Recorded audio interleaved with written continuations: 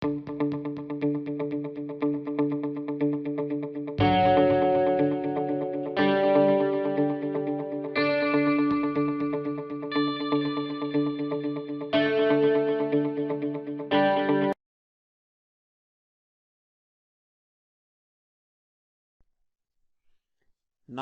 coming back to the question of minorities, you will please find why this particular resolution has been so widely put in that it might include a religious minority as well, a linguistic minority as well, or an economic minority, as some honorable members rightly pointed out.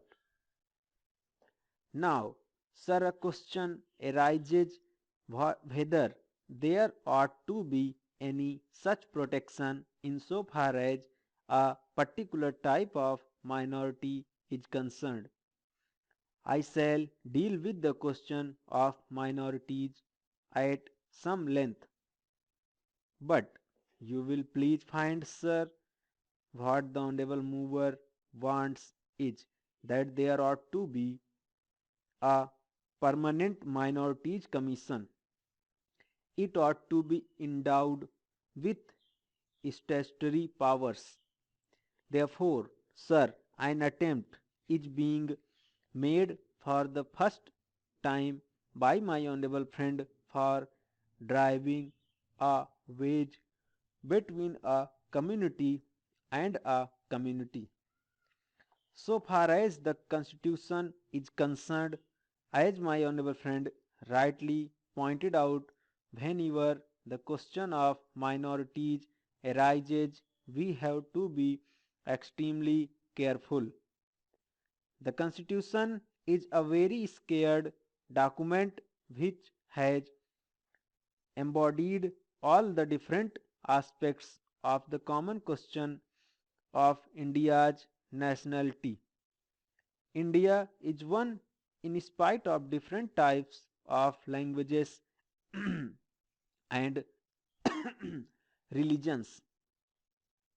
But in the midst of all the diversities, we have to develop a common nationality. Therefore, whenever we consider the question of the development of the nation and the interest of the nation, you cannot afford to think in terms either of religion or of language. It is true, sir, that there are different religions. It is also true that there are different languages.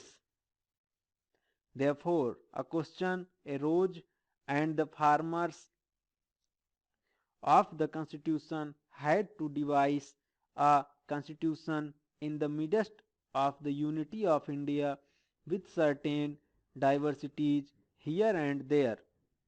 For that purpose, what they did was they devised a common nationality for the whole of India, and in so far as religions minorities were concerned, they were given certain rights.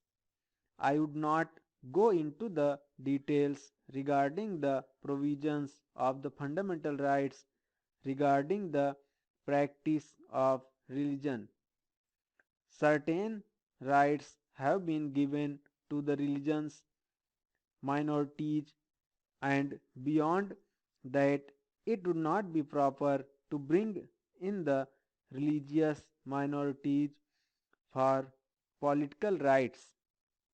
For that, we have to be extremely careful.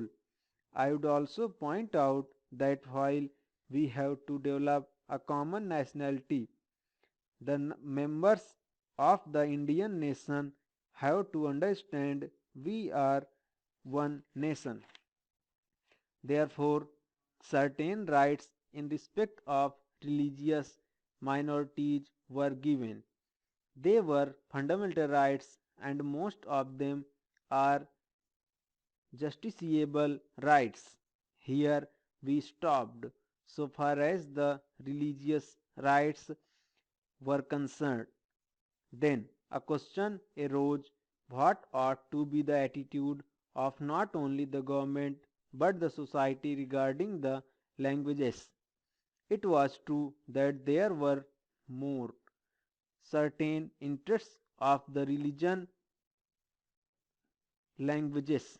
Now, these languages required to be developed, but they were not meant for dividing one man from the other.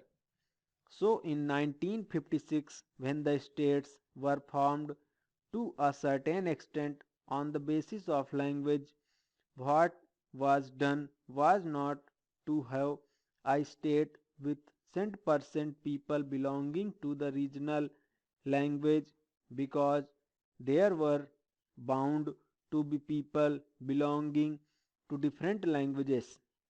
That was the reason why this question was considered at great length, and the states re- reorg-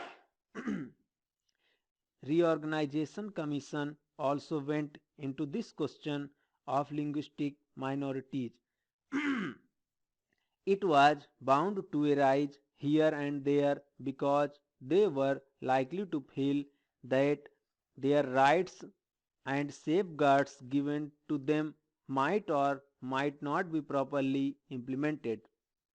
So, this question was considered first by the States Reorganization Commission, and they dealt with the question whether we should have a Parliament Minorities Commission.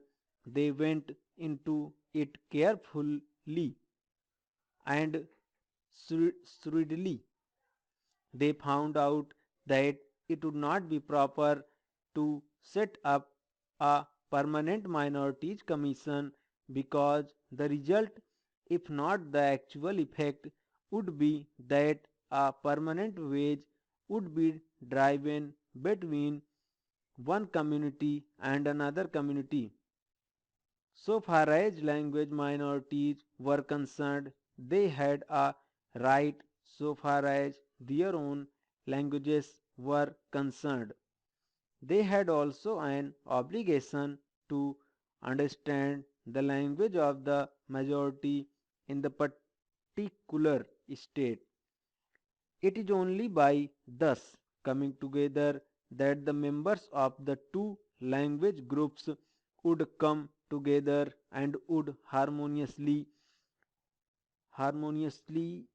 develop. But it was found at the time when the States Reorganization Commission had to consider this, that some machinery should be devised for safeguarding the rights of linguistic minorities will, and after full consideration, what was considered was that only in respect of linguistic minorities certain rights should be extended, and certain rights should be appointed by the president for making a report on the question whether these rights of the linguistic minorities are or are not properly safeguarded.